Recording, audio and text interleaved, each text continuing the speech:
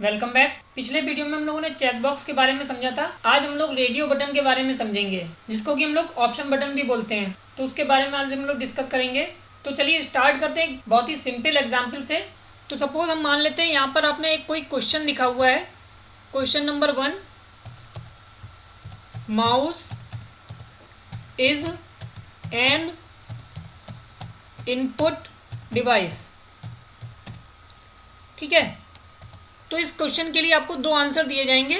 ठीक है, एक होगा ट्रू और दूसरा होगा फॉल्स। तो आपको सही आंसर बताना है। ठीक है, अगर आपने सही आंसर देते हैं तो आपको उसी के अकॉर्डिंग मैसेज देगा, और अगर आप रॉन्ग आंसर देते हैं तो वो उसके अकॉर्डिंग मैसेज देगा। या फिर आप अगर सही आंसर देते हैं तो आपके मार्क्स में एक ऐड हो जाएगा, और अगर आप रॉन्ग आंसर देते हैं तो या तो हो सकता है कि आपके आंसर में कोई चेंज ना हो, जो आपके मार्क्स थे वही रहे, या फिर कहीं कहीं पे आपको निगेटिव मार्किंग करी जाती है, तो उसी के अकॉर्डिंग वो उसको वहां से आपके मार्क्स डिडक्ट कर देगा, है ना, जितने भी परसेंट बोला गया होगा। तो ये सब हम लोग देखने वाले हैं। तो पहले तो हम लोग एक सिंपल से मैसेज प्रिंट करा के देखेंगे, फिर उसको सेल पे कैसे यूज करेंगे, उसका रिजल्ट कैसे रिफ्लेक्ट करेगा, वो सारी चीज देखेंगे। तो वीडियो को बिल्कुल ध्यान से देखिएगा, कैसे हम स्टेप्स को यूज कर रहे हैं, कैसे हम मैसेज डिस्प्ले करा रहे हैं, कैसे हम रेंज को ले रहे हैं, कैसे हम सेल में आंसर को डिस्प्ले करा रहे हैं। और हो सकता है आपको थोड़ा बहुत डिफिकल्टी आए। क्यों? उसका एक रीजन ये भी हो सकता है कि आपने हमारे पिछले वीडियो मिस करे होंगे। ठीक है, तो काफ़ी सारी स्टेप्स हैं जो हमने उसमें बताई हैं। तो अगर आपने हमारा वो वीडियो मिस कर दिया है तो उसका लिंक भी हम आई बटन में दे देंगे, आप वहाँ पे जाके देख सकते हैं, और उसका लिंक भी हम डिस्क्रिप्शन बॉक्स में दे देंगे, चाहे तो आप वहाँ से क्लिक करके उसको देख सकते हैं। तो चलिए स्टार्ट करते हैं। तो सबसे पहले हमें करना क्या होगा, हम जाएंगे अपने डेवलपर टैब में। और अगर आपको ये नहीं पता कि आपको डेवलपर टैब कैसे इनेबल करना है तो आप हमारे पिछले वीडियो जरूर देखिए, है ना, उसमें हमने आपको डेवलपर टैब कैसे इनेबल करेंगे, कैसे डिसेबल करेंगे, हमने बताया है। ठीक है, तो यहाँ पर हमारा डेवलपर टैब है, उस पर हम क्लिक करते हैं। फिर हम लोग आते हैं अपने इंसर्ट पे। ठीक है, और यहाँ से हम लोग लेते हैं ऑप्शन बटन। ठीक है, तो हमने यहाँ पर एक ऑप्शन बटन ले लिया। ठीक है, फिर एक और ऑप्शन बटन ले लिया, कॉपी पेस्ट भी कर सकते हैं आप, है ना। हमने एक ट्रू के लिए ले लिया, एक फॉल्स के लिए ले लिया। इस क्वेश्चन को चाहें तो मर्ज कर लेते हैं।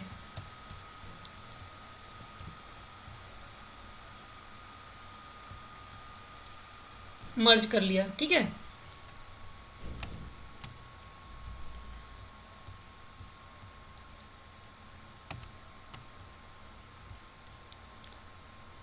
इसका साइज थोड़ा बढ़ा लीजिए।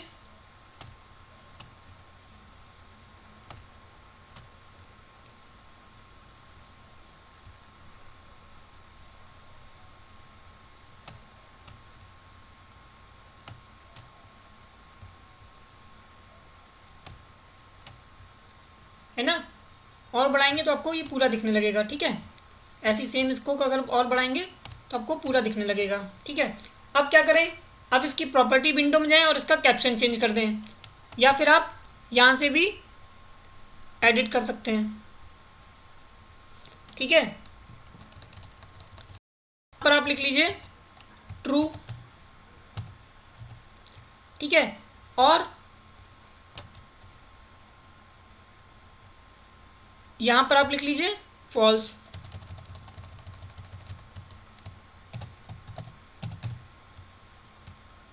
ठीक है, तो ये तो आपके आंसर हो गए। मूव हियर कर लीजिए और इसको छोटा कर लीजिए, है ना, हमें इतना ज़रूरत नहीं है। सेम काम इसके साथ करिए, थोड़ी देर प्रेस करे रहिएगा राइट बटन और फिर छोड़िएगा, फिर मूव हियर कर दीजिएगा। ठीक है, और इसका भी साइज छोटा कर दीजिए। जहाँ पे अरेंज करना है एरो से मूव करा लीजिए। ठीक है, इसको थोड़ा कलरफुल बना लेते हैं।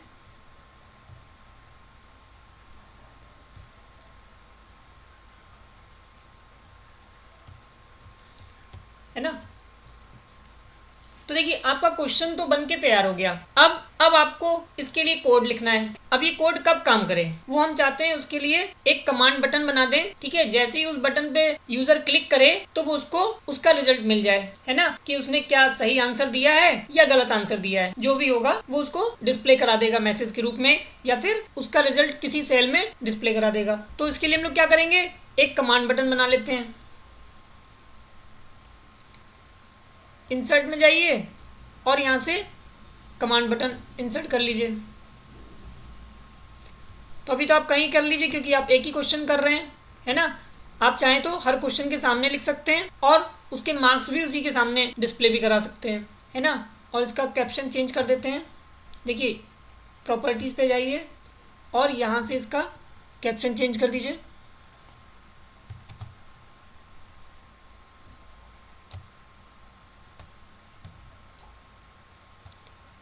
चेक, है ना। अच्छा, अब हम क्या करें, इस कमांड बटन के लिए कोड लिखना है हमें। तो चाहे तो डबल क्लिक करिए, चाहे आप राइट क्लिक करके व्यू कोड कर लीजिए। तो देखिए हमारा टारगेट क्या है, हमारा टारगेट ये है कि यूज़र इन दो ऑप्शन में से किस पर टिक करता है। ठीक है, या तो हो सकता है वो इस पर टिक करेगा या तो वो इस पर टिक करेगा। ठीक है, देखिए आपको दिखा देते हैं।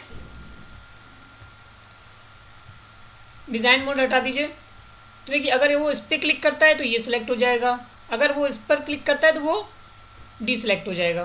ठीक है, तो दोनों में से एक ही काम करेंगे, है ना। अब चलिए डिज़ाइन मोड पे आते हैं। तो देखिए हम कमांड बटन 1 के लिए कोड लिख रहे हैं, है ना। तो हमें लेकिन टारगेट किसको करना है, इन दो रेडियो बटन को। तो हम यहाँ पर इफ़ कंडीशन लगाएंगे। इफ़ देखिए अगर आप भूल जाते हैं कि ये रेडियो बटन कौन कौन से हैं या क्या क्या चीज़ आपने इंसर्ट करी है, तो हमने आपको पहले भी बता चुके हैं और फिर आपको बता दे रहे हैं कि देखिए यहाँ पर आप क्लिक करेंगे तो उसकी लिस्ट दिखाई देती है। तो यहाँ देखिए ऑप्शन बटन 1, ऑप्शन बटन 2, है ना। और आप नाम भी चेंज कर सकते हैं उसकी प्रॉपर्टी में जाके, ताकि आपको कम लिखना पड़े। ऑप्शन बटन 1 डॉट, देखिए अगर इस तरीके से डिस्प्ले होने लगता है तो इसका मतलब है कि आपने नाम सही लिखा है। डॉट वैल्यू, है ना, और टैब की का यूज़ करिए। इज इक्वल्स टू ट्रू होती है। देन क्या हो, देन आपको एक मैसेज बॉक्स डिस्प्ले हो जाए, MSG बॉक्स, और उसमें क्या लिख के आ जाए, राइट आंसर,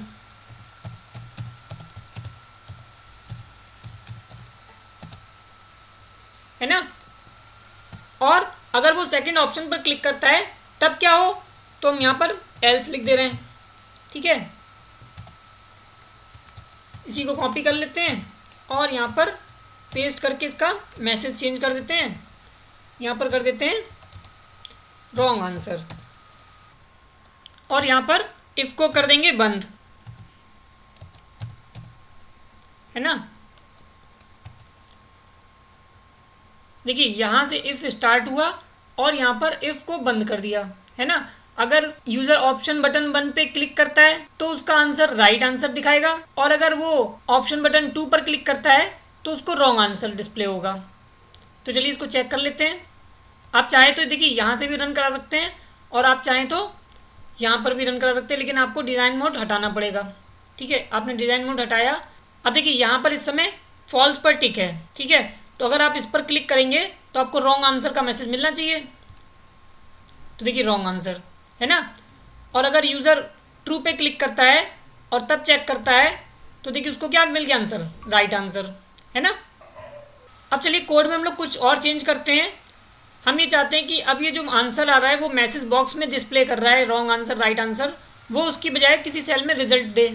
ठीक है, तो उसके लिए हम लोग क्या करेंगे, डिज़ाइन मोड पे जाएंगे, डबल क्लिक करेंगे। अब हम चाहे तो इसको कमेंट में कर दीजिए, चाहे तो आप दोनों चीज़ डिस्प्ले करा सकते हैं। आप मैसेज भी दिखाना चाहते हैं और सेल में आप उसका रिजल्ट भी दिखाना चाहते हैं तो वो भी दोनों काम भी कर सकते हैं। ठीक है, तो फिलहाल तो अभी हम इसको कमेंट में डाल दे रहे हैं। तो देखिए हम चाहते हैं कि जब भी यूज़र इस कमांड बटन पे क्लिक करे, ठीक है, एक वेरिएबल ले लेते हैं यहाँ पर मार्क्स नाम का, जिसकी वैल्यू 0 इनिशियलाइज कर देते हैं, यानी कि जब भी वो इस कमांड बटन पर आएगा, ठीक है, क्लिक करेगा, तो मार्क्स की वैल्यू 0 इनिशियलाइज हो जाएगी। और उस मार्क्स की वैल्यू को हम लोग किसी पर्टिकुलर सेल में इनिशियलाइज कर देंगे, ठीक है। तो हम यहाँ पर लिखेंगे रेंज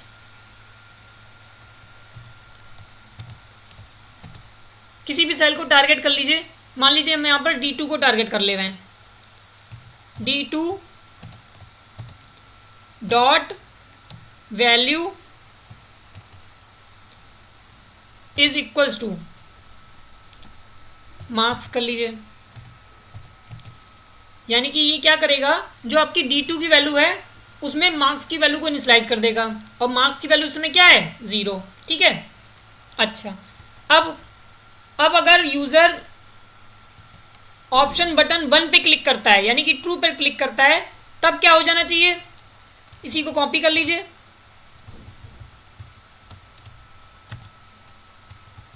और यहाँ पर पेस्ट कर लीजिए, और यहाँ पर कर लीजिए मार्क्स इज इक्वल्स टू 1, ठीक है, is equals to control V कर लीजिए प्लस मार्क्स कर लीजिए, है ना। इसी को यहाँ से कॉपी कर लाइए और यहाँ पर जाकर पेस्ट कर दीजिए, ठीक है, और यहाँ पर मार्क्स की वैल्यू 0 कर दीजिए।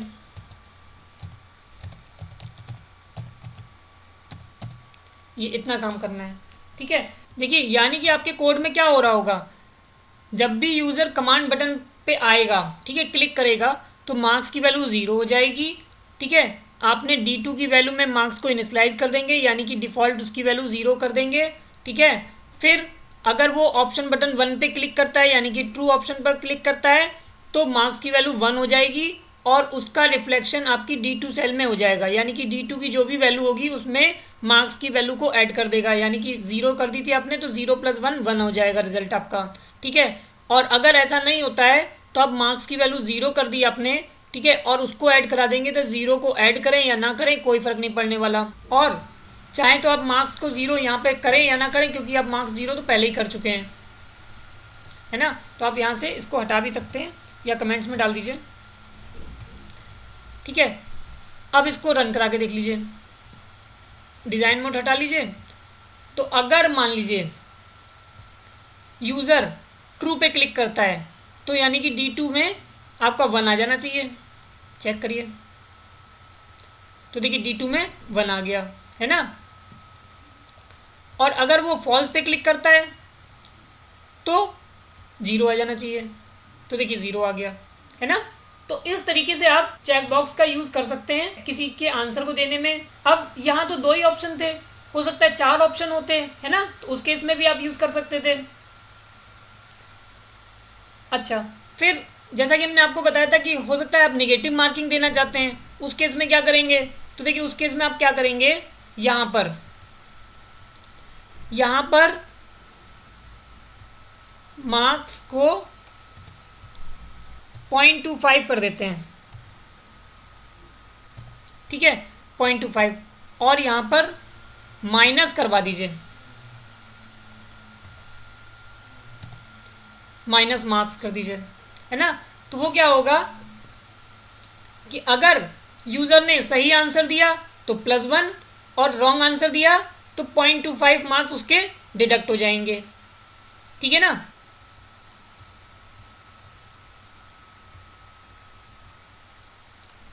तो देखिए, अगर यूज़र ने ट्रू पर क्लिक करा और चेक पे क्लिक करा तो उसको 1 मार्क्स मिल गए, और अगर यूज़र ने फॉल्स कर दिया, अब चेक पे करता है, तो देखिए -0.25 हो गया, है ना।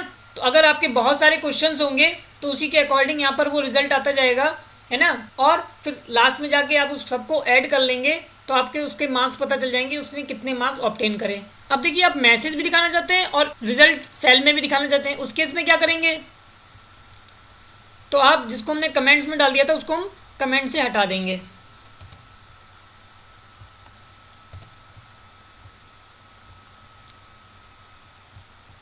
अब आप क्लिक करिए फॉल्स करता है तो देखिए रॉन्ग आंसर है ना, और ये आपको रिजल्ट शो कर देगा। और अगर ट्रू करता है, ठीक है, आपको मैसेज देगा राइट आंसर और D2 सेल में 1 आ जाएगा। है देखिए, ये होता है आपका। और देखिए अब गलती क्या होती है, अब अगर मान लीजिए आपने यहाँ पर इसकी वैल्यू को 0 नहीं किया होता सपोज, ठीक है,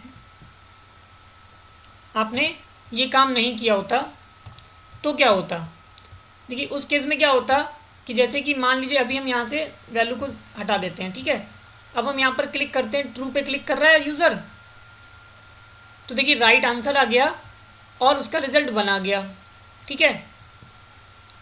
अब फिर वो दोबारा क्लिक करता है, राइट आंसर आ गया तो देखिए 2 हो गया, है ना, फिर क्लिक करता है, राइट आंसर आ गया 3 हो गया। तो यानी कि वो हर बार एक वैल्यू इंक्रीमेंट करता रहेगा जो कि हमारे लिए सही नहीं है ना। अब अगर मान लो फॉल्स करता है तो इसमें 0.25 डिडक्ट कर देगा, रॉन्ग आंसर मैसेज देके 0.25 डिडक्ट कर दिया, है ना। तो ये हमारे लिए एक तरीके से गलत रिजल्ट दे रहा है ना। तो उससे बचने के लिए हमने वहाँ पर उसकी वैल्यू इनिशलाइज कर दी थी 0 से, यानी कि आप ऐसा नहीं कि 10 बार क्लिक करके, है ना, आप अपने मार्क्स को बढ़ा लें, ऐसा नहीं होना चाहिए।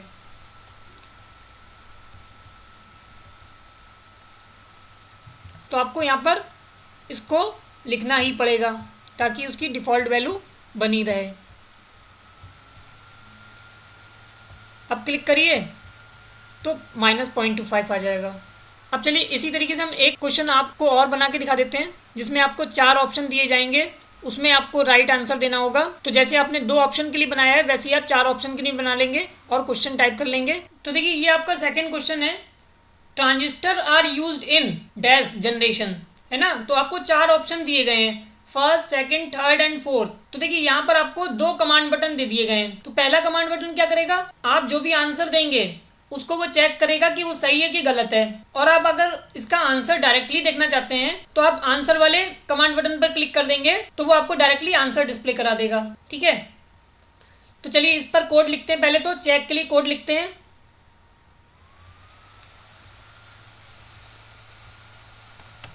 तो देखिए पहले तो हम आपको इसका आंसर बता दें, तो जो ट्रांजिस्टर्स होते हैं वो आपकी सेकंड जनरेशन में यूज होते हैं, ठीक है। तो इसका सही आंसर क्या है, सेकंड जनरेशन। तो हम यहाँ पर क्या करेंगे, जैसा कि हम लोगों ने पिछले क्वेश्चन में भी किया था, ठीक है, इफ ऑप्शन, देखिए यहाँ पर आप भूल जाएं तो आप यहाँ से देख सकते हैं 4 ऑप्शन बटन हैं, ठीक है। और अगर आप चाहें तो इस ऑप्शन बटन का नाम भी चेंज कर सकते हैं, ठीक है। तो चेंज ही कर लेते हैं ताकि हमें कम टाइप करना पड़ेगा।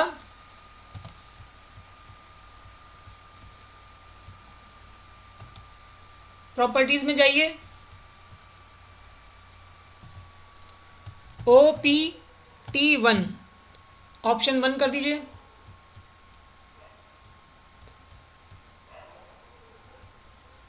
इसका नाम OP2 कर दीजिए,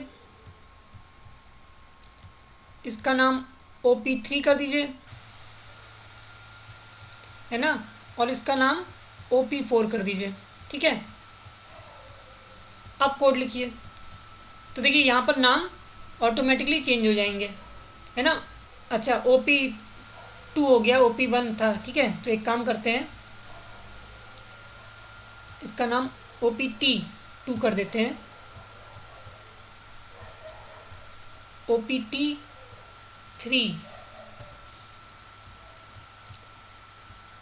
OPT4, है ना। तो देखिए यहाँ पर ऑटोमेटिकली चेंज हो गए होंगे, है ना। तो अब आप इसके लिए कोड लिख रहे हैं, तो आप क्या करेंगे, इफ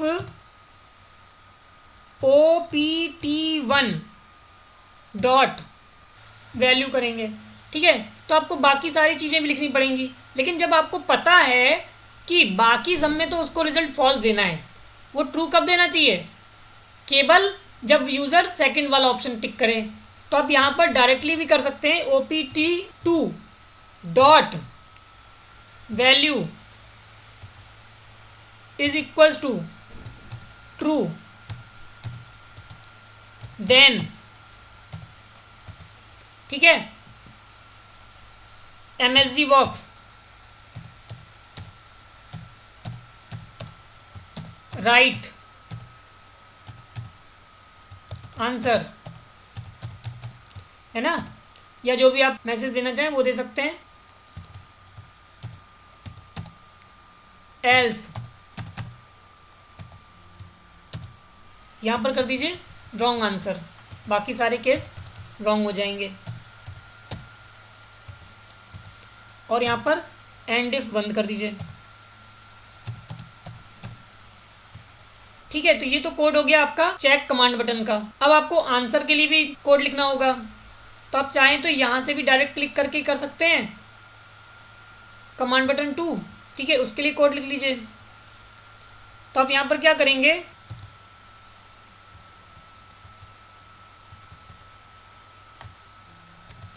द राइट आंसर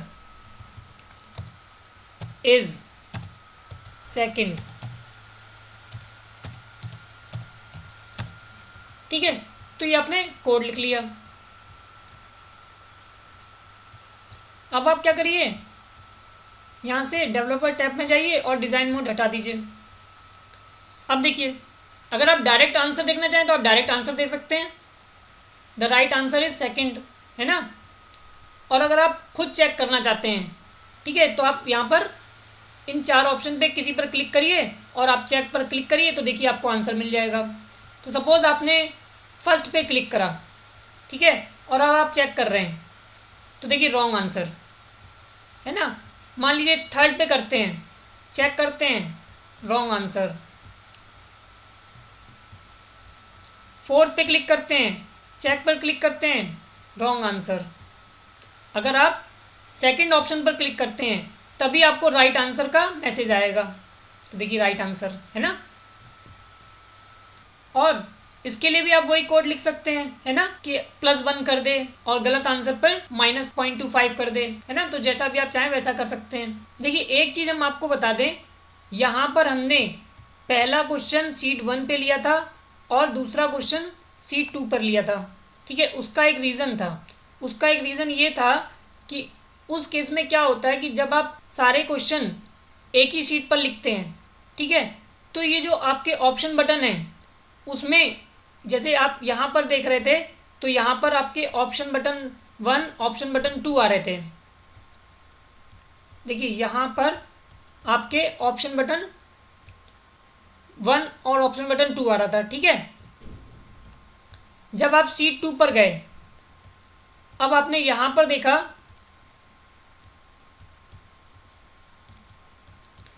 तो देखिए यहाँ पर भी आपके ऑप्शन बटन 4 आ रहे थे, जिसका default name option button 1, option button 2, option button 3, option button 4 आ रहा था, ठीक है। लेकिन अगर आप उसी सीट पर जाते तो वो 2 के आगे इंक्रीज होता, यानी कि 2 तो आ ही चुके थे ना यहाँ पर, फिर 3, 4, 5, 6 इस तरीके से बढ़ते जाते हैं, है ना। और दूसरी प्रॉब्लम आपको ये आती कि जब आप किसी भी ऑप्शन बटन पर क्लिक करते, ठीक है, तो वो क्या करता, वो केवल एक ही आंसर को सही मानता, है ना, बाकी सबको डिसलेक्ट कर देता। तो वहाँ पर आपको क्या करना होगा, वहाँ पर आपको ग्रुप करना होगा, ठीक है। तो अब उसको कैसे करेंगे वो हम लोग नेक्स्ट वीडियो में देखेंगे, ताकि आपको ये प्रॉब्लम ना फेस करनी पड़े।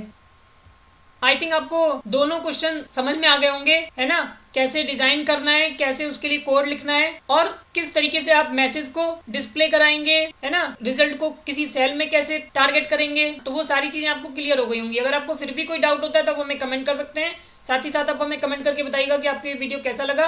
अगर आपको ये वीडियो अच्छा लगा हो तो इसे लाइक करें, शेयर करें, और अगर आपने हमारे चैनल को अभी तक सब्सक्राइब नहीं किया है तो इसे सब्सक्राइब करें, और हाँ, बेल आइकन पे क्लिक करना ना भूलें ताकि आपको नेक्स्ट वीडियो की नोटिफिकेशन सबसे पहले मिल सके। Thank you.